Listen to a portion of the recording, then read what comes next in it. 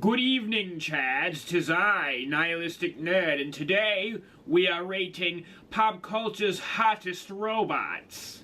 Not only will we be judging these robots on how attractive they are, we'll be judging them on their killing power. Now, let's get right into this most technological of tier lists. Smoking, sexy, robots. First up, we have Roll from Mega Man NT. Why the version from Mega Man NT? Well, because the other versions are lollies and nobody likes those. Roll goes right into the B category. Nothing against Roll, but I just really don't enjoy Mega Man games. At all. Next up, we have the severely underrated Curly Brace from Cave Story.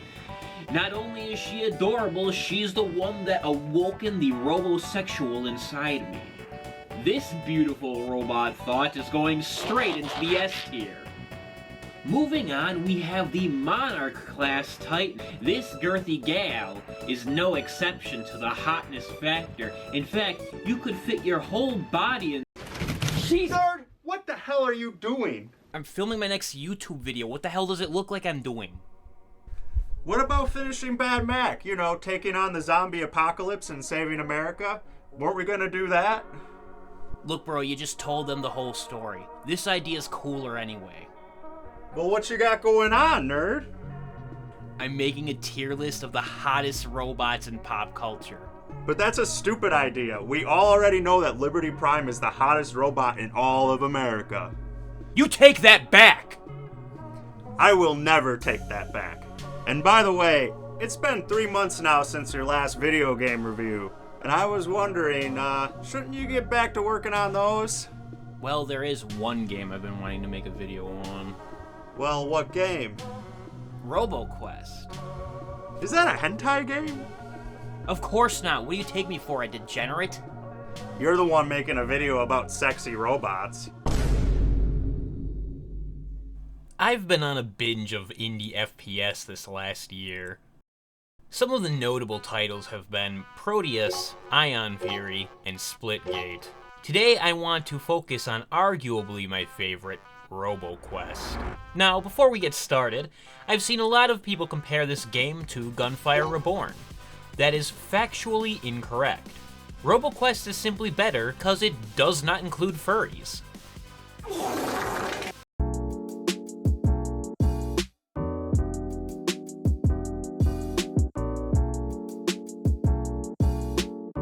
Roboquest advertises itself as a fast-paced FPS roguelite.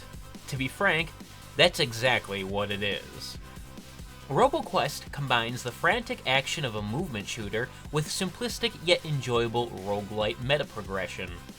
The game is both developed and published by Rise Up Studios, a French indie dev with a few other games under its belt. Before I get started, I should let you know that Roboquest still is indeed in early access.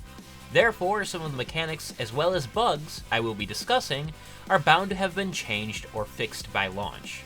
And so, without further ado, let's dive into this game. When a player begins a game of Roboquest, they will find themselves in a little base camp in the desert. There isn't much to do here right now, but it will become key to the player's progression soon. Right now, the most important thing to do is activate the center console. Each run of Roboquest is unique, with the exception of the starting level. Each level is randomly generated. After navigating through said level, players will generally come to a room with 2 or 3 doors. The next level is dependent on the door you choose. At least that will be the case. At the time of writing this review, many doors are under construction, thus there are really only 3 paths available. The devs have confirmed that the plan is to have branching paths, each presenting various risks and rewards. Eventually, the players will find a boss room, then proceed to engage them in a row battle. Most chapters will follow this structure. However, in the last chapter, the last 2 levels, Haven City and Haven City Corrupted, changed things up by giving a more maze-like structure, as well as adding some simple bounty objectives. These last couple of levels really ramp up the difficulty. Speaking of levels, have you guys heard this game's soundtrack? A creator known as Noise Cream made the OST, and I have to say, these songs are all bangers. They really make me feel like I'm bouncing out of my seat while blasting bots. I'm actually using the OST as background for this video, so you can definitely tell how good it is. Naturally, when completing a level, players are granted a couple of wrenches. Remember when I mentioned that little base camp in the desert? These wrenches contribute to the meta progression by allowing players to upgrade their base. Players receive wrenches by completing chapters, surviving challenge room, or collecting data logs. Depending on how players choose to upgrade the base, they will unlock new features such as more items from chests, as well as new gadgets for your robots. Speaking of robots, there are currently 4 different types of robots to play as.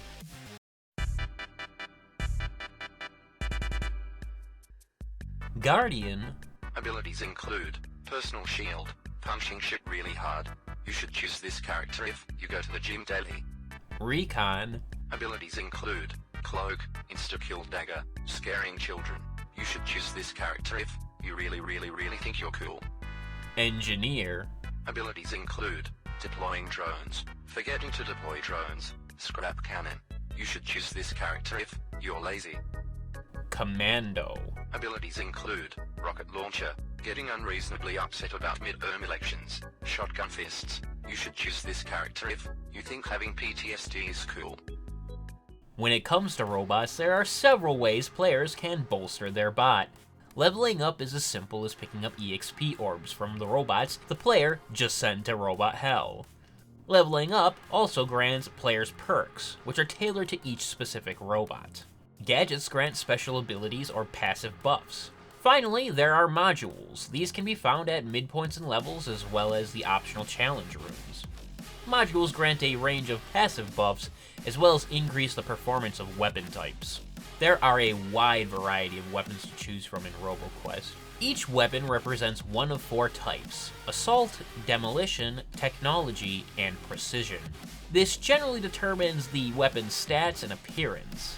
This game also uses an element system. Pyro causes passive damage, Cryo slows the enemy down, and Shock stuns them? I think. The game is way too hectic for me to slow down and see exactly what this does. With all of these possibilities, it should be easy to see that there is a metric fuck ton of options when it comes to weapons. And the devs keep adding new ones. So rather than attempt to describe every weapon, I guess I'll just list some of my favorites. Grandima's shotgun. This demolition weapon is probably the best early game shotgun. Thanks, Granny. LMG. Every game needs a good LMG, and this one is no exception to the rule. Blast Ball. This tech-based gun is basically an assault rifle that shoots rubber bullets that happen to ricochet off walls. Blast Sniper Rifle. Imagine a sniper rifle. Now imagine the bullets are deadly lasers that can basically insta-kill an M1 Abrams. That's the Blast Sniper. Blast Rifle. I just like saying the word blast. Cool guns are one thing, but how is the gunplay overall? Well, for the most part, I'd say the gunplay is decent, but I must say one thing holds the gunplay back from being truly fantastic. Imagine being in the middle of a hectic gunfight. You're moving, you're grooving, you're shooting, then suddenly your butt-kicker 69,000 auto shotgun just stops responding. Now you need to move to a safer location, but the path happens to be blocked by an enemy that you cannot shoot because your gun is magically jammed. The landscape won't allow you to jump over this enemy, so your option is to maneuver around it. You do so, only to then be brutally decimated by a hailfire of enemy projectiles, ending your run prematurely. This, of course, is not intended, and it's actually pretty detrimental. Not only does the gun stop working, sometimes melee fails too, as well as the use of my special ability. Sometimes even my movement shits the bed. I've noticed this happens more often after a melee action or a weapon switch. You'll be utilizing these a lot, so this bug is quite the issue. The devs are aware of this and have offered a couple of workarounds for it, like setting the game into full screen by default, or pressing Alt-Enter when entering the game. Sometimes these are effective, sometimes not. It's not an ideal solution by any means, but the game is in early access, and they're working on fixing it. Other than that, the gunplay is solid. However, I would be lying if I did not say that this is an issue. Throughout Roboquest, the player will be engaging with other metallic bastards in intense combat. Each level has a couple distinct enemies that appear to be local to the environment, as well as enemies that are more common the further you progress. Even the reskinned enemies are changed up enough to make them feel fresh.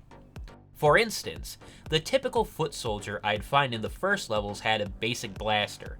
However, in later levels, when I ran into them, they not only had a gun, they also had a massive arm, specially designed to fist my titanium asshole. I thought you were dead. My death was greatly exaggerated.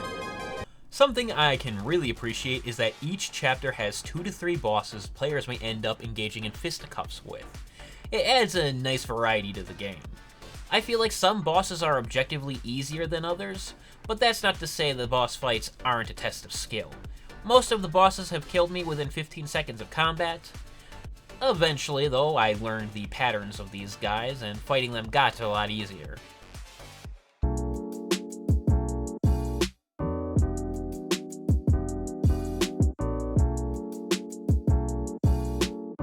One last thing I'd like to bring up before we wrap this up is the co-op.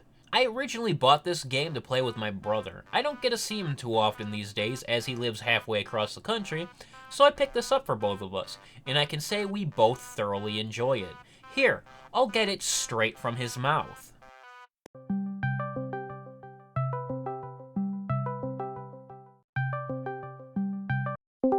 Bro, I told you to stop calling me. I'm not your brother. I'm gonna call the cops if you don't fucking leave me alone. In my experience, the co-op gameplay doesn't feel too different from the solo, and that's not a bad thing in this sense.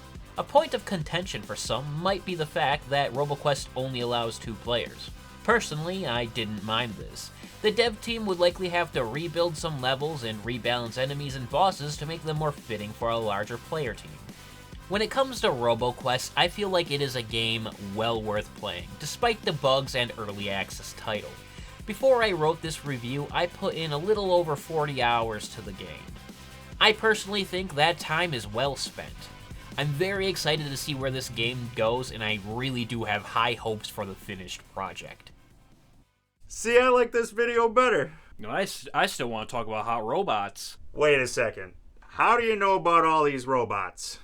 You know, I got a binder of images. You want to check them out? Nah, man! What is wrong with you? I'm going to be real with you, man. I got one thing going in this life, and it's hot robots. Hey Chads, thank you for finishing the video. If you're at all interested in trying Roboquest, I'll have a link to the Steam page down below. Also, I did really make a tier list thing for hot robots. I'll have that in the description below as well. And as always, if you want to, give me a like, a subscribe, or, feel free to cancel me on Twitter, because none of this shit matters anyway.